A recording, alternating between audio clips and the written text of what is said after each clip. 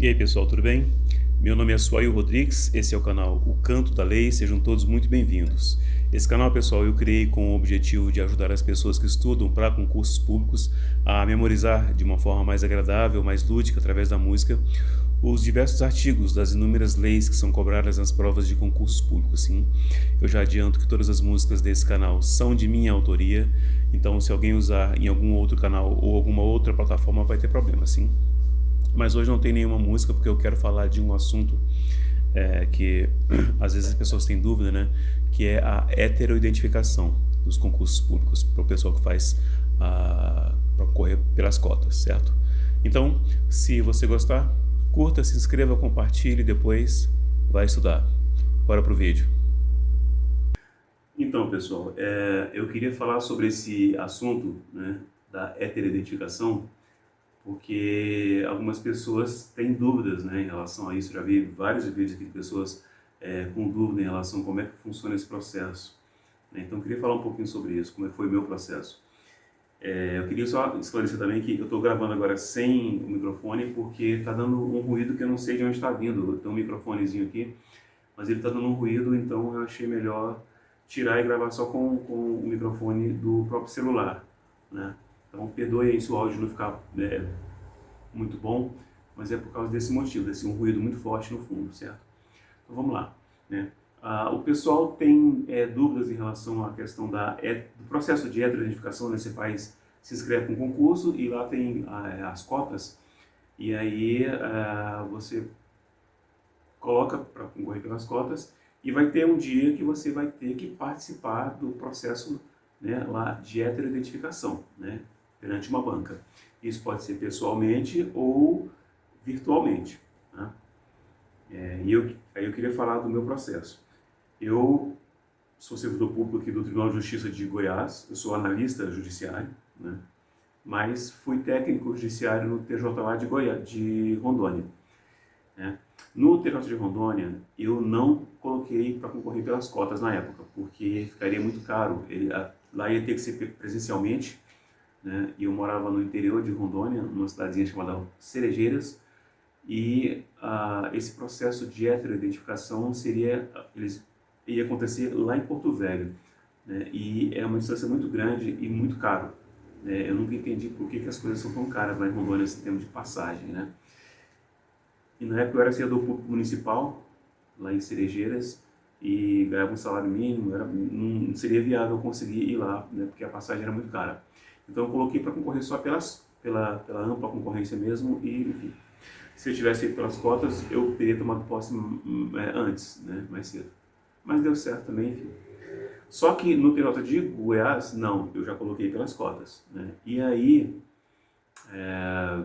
fiz o processo de heteroidentificação.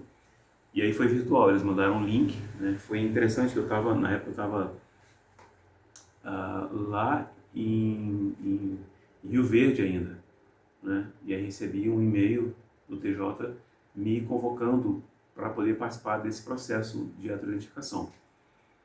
E aí fiquei preocupado, nossa, como será, né? Porque a gente estuda tanto, né? São tantas leis para estudar, e é tanta coisa, e você já fica preocupado, não, será que eu tenho que estudar alguma coisa sobre a raça? Será que eu tenho que estudar alguma coisa sobre a história, né,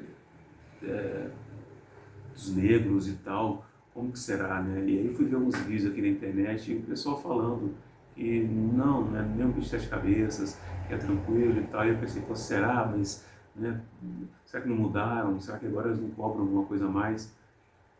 E beleza, eles mandaram o link com o dia e o horário. E aí chegou o dia, eu fui fazer, né, esse processo. Entrei na sala virtual, né, já tinha um pessoal lá esperando também. E aí a pessoa que estava conduzindo, era uma banca, né, era uma pessoa que recebia ali no primeiro momento e depois montava a gente para salas virtuais, né, que eram três, no meu caso foram com três mulheres. Foi com três mulheres. E aí é super tranquilo, gente, super tranquilo. O rapaz que estava fazendo essa primeira triagem da gente, a única coisa que a gente precisava fazer era estar com o nosso RG em mãos, porque ele pedia para a gente colocar na câmera, assim, frente e verso, para poder ver que é a gente mesmo, né, que os dados batem lá com o que ele tinha lá em mãos.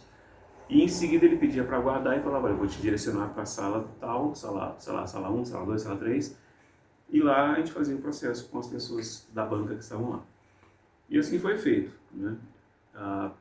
Eu mostrei identidades para eles e tudo, e ele me direcionou para a sala, e aí quando abriu, né, abriram as câmeras, eram 3 mulheres, cada uma nas suas casas, lá, que era tudo, né, virtual. E, assim, super tranquilo. O máximo que uma delas pediu para eu fazer foi para eu ir para um lugar um pouquinho mais claro, que eu estava numa sala que o sol não estava batendo, a claridade não estava entrando bem, né? Então eles pediram, olha, tem como você se posicionar num local que tem um pouco mais de luz para eu poder te ver?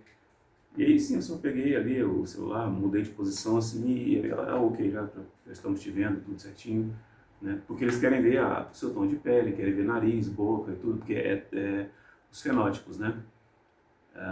E aí eles fazem uma pergunta, né? Falam, olha, nós estamos gravando, né? E aí, que precisa ficar registrado aqui, por causa da transparência e tal, né? E eles fazem uma pergunta, que é se a gente se declara negro ou pardo, né? Para quem coloca como pardo, e você responde sim. Pronto.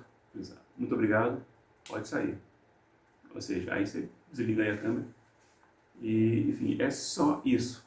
Não tem segredo, você não tem que responder nenhuma questão de uma lei, não tem que responder nada sobre a história, né, dos negros, e nada disso, nada disso. Eles só querem mesmo ver você.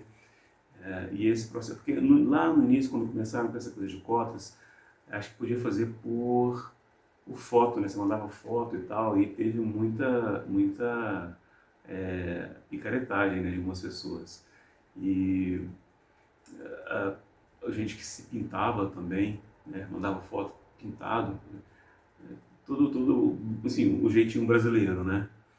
E aí, contar uma curiosidade aqui, no dia que eu fui fazer o meu processo de heteroidentificação, a gente entra antes ali, né, na sala virtual, e você vê os quadradinhos de todas as pessoas que estão ali, né, também esperando para poder participar. E eu me lembro que tinha um pessoal assim, tinha uma menina, mais especificamente, que eu falei, cara, se essa garota for negra, ela não é.